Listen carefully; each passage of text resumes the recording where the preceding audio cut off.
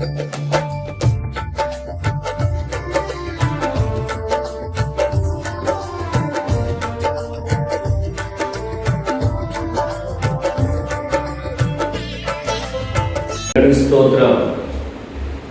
ప్రభునామములో మీ అందరికి వందనాలు.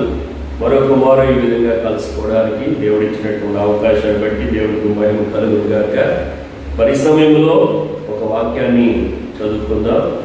లూకాసు వార్త 23వ అధ్యాయము 28వ వచనాన్ని ఒకంత చదువుకుందాం. యేసు వారి వైపు తిరిగి, యెరూషలేము కుమార్తెలారా, నా నిమిత్తం ఏడవకుడి, మీ నిమిత్తమును మీ పిల్లల నిమిత్తం ఏడవడి. ఈ యొక్క మాట చెప్పే ముందుగా, ఈరోజు పిల్లలు ఎంతగానో తిరుగుబాటుదారులుగా, మాట విననన్నటువంటి వారుగా, మరి అంతేకాకుండా కన్నులు నెత్తుకొచ్చినటువంటి తరము మనం చూస్తూ ఉన్నాం. చిన్నపిల్లలకు కూడా సమాధానం చెప్పలేనటువంటి స్థితిలో మనం ఉంటా ఉన్నాం. ఇటువంటి పరిస్థితుల్లో ప్రభువైన యేసుక్రీస్తు వారు అన్నటువంటి మాట మరి చాలా వాస్తవం అనిపిస్తూ ఉంది.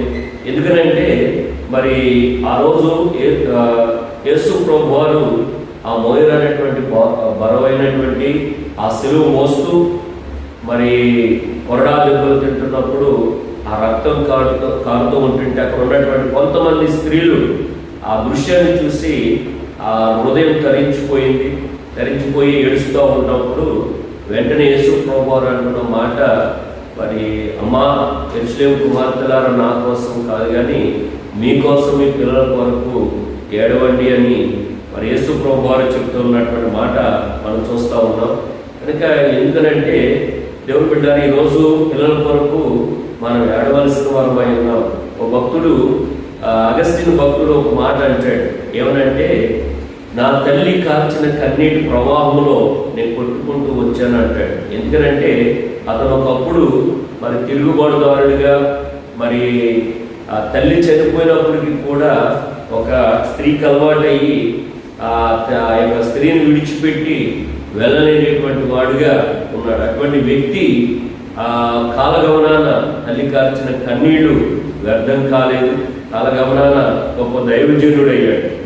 అలాగే ఈరోజు దేవుని బిడ్డలారా, మన కొరకు, మన పిల్లల కొరకు ఏడవటం అనేది నిజంగా యేసు ప్రభు వారు చెప్పినటువంటి మాట అక్షర సత్యం అని చెప్పాలి. దేవుని బిడ్డలారా, ఈరోజు చూడండి, బైబిల్ గ్రంథంలో ఒక భక్తుడు ఉన్నాడు. ఆ భక్తుడు చూడండి, యోబు గ్రంథం 1వ అధ్యాయము 5వ వచనంలో చూస్తే అక్కడ ఒక చక్కటి భక్తుడు కుటుంబం పట్ల ఒక బాధ్యత కలిగి, బిడ్డల పట్ల ఒక బాధ్యత కలిగి ఏ విధంగా ప్రార్థన చేస్తున్నాడో మనం చూస్తే ఆ భక్తుడు మనందరికీ తెలిసినటువంటి భక్తుడే యోబు భక్తుడు.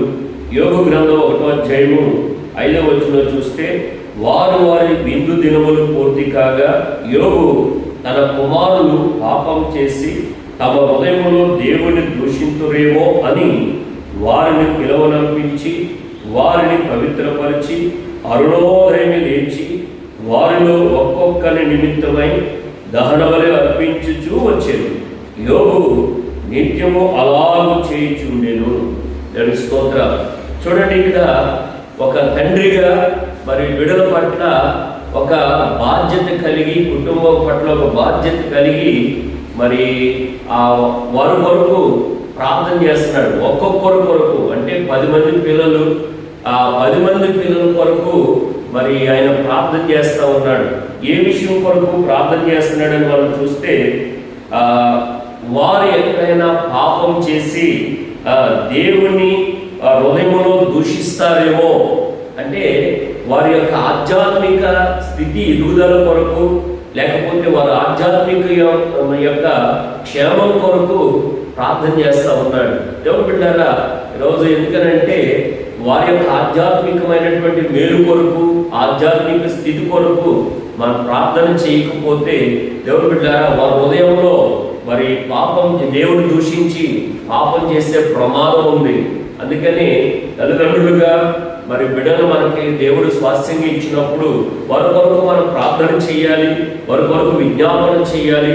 యోగు భక్తుడు నిత్యం 1 రోజు 2 రోజులు చేయట్లేదు, కానీ నిత్యము ఆయన అలాగా అరుణోదయం లేచి వారి కొరకు ప్రార్థన చేస్తున్నాడు. వారి ఆధ్యాత్మికమైన మేలు కొరకు, వారి ఆధ్యాత్మికమైనటువంటి ఎదుగుదల కొరకు ఆయన ప్రార్థన చేస్తున్నాడు. కనుక మన బిడ్డల కొరకు కూడా మనం ప్రార్థించవలసిన వారమై ఉన్నాం.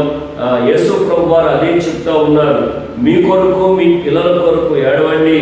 ఎందుకంటే అపవాది ఎవరు మునిగుదునని వాడు గర్జించే సింహం వలె లోకమంతా తిరుగుతూ ఉన్నాడు. కనుక మన బిడ్డలను రక్షించుకోవాలంటే గనక వారి కొరకు మనం కన్నీటి ప్రార్థన, యోబు భక్తుడు తన పిల్లల కొరకు ఏ విధంగా బాధ్యతాయుతంగా మరి ప్రార్థన చేస్తూ ఉన్నాడో, మరి వారి యొక్క ఆధ్యాత్మిక ఎదుగుదల కొరకు, మరి అంతేకాకుండా వారి యొక్క దేవుని సంతోష పెట్టాలనేటువంటి ఈ విషయాల కొరకు ఎలాగా మరి యోబు భక్తుడు ప్రార్థన చేస్తున్నాడో మనం కూడా నిత్యము అలా ప్రార్థన చేసినట్లయితే, దేవుని బిడ్డలారా, 126వ కీర్తన 5వ వచనంలో ఒక మాట ఉంది.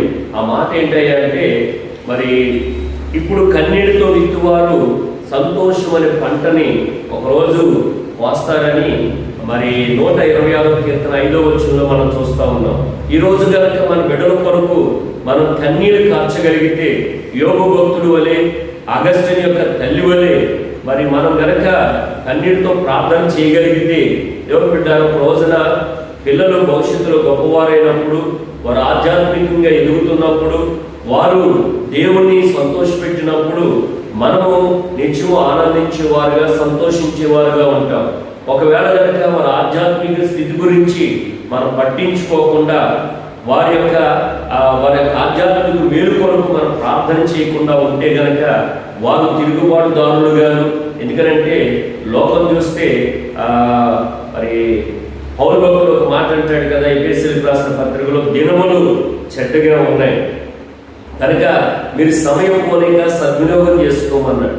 దినాలు చూస్తే భయంకరంగా ఉన్నాయి, చెడిపోవడానికి 100% అవకాశాలు ఉన్నాయి. కనుక వారు చెడిపోకుండా ఉండాలంటే కనుక వారు దేవుణ్ణి దూషించకుండా, వారి హృదయంలో దేవుని దూషించుకోకుండా, మరి యోబు భక్తుడు ఎలాగ బాధ్యతాయుతంగా అరుణోదయం లేచి ఎలా ప్రార్థన చేస్తున్నాడో అలా మనం ప్రార్థించగలిగితే ఒక రోజున సంతోషం అనే పంటని మనం కొయ్యగలుగుతాం.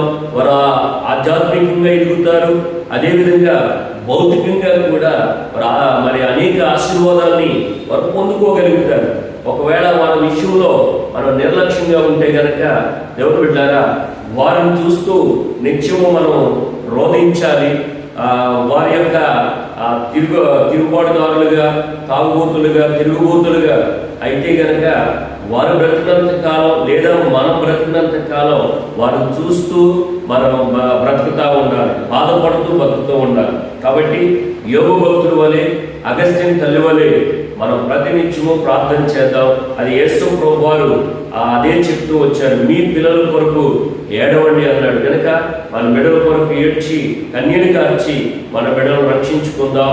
అపవాది కోరలోంచి వారు విడిపించుకుని ప్రభు రాజ్యానికి హక్కుదారులుగా చేద్దాం. అతి కృప దేవుడు మీకు, నాకు, మనందరికీ ఇవ్వాలని ఆశిస్తూ ఈ మాటలు ముగిస్తా ఉన్నాను. దేవుడి కొద్ది మాటలు మన వెనుకల్లో దీవించునుగాక. ఆమేన్.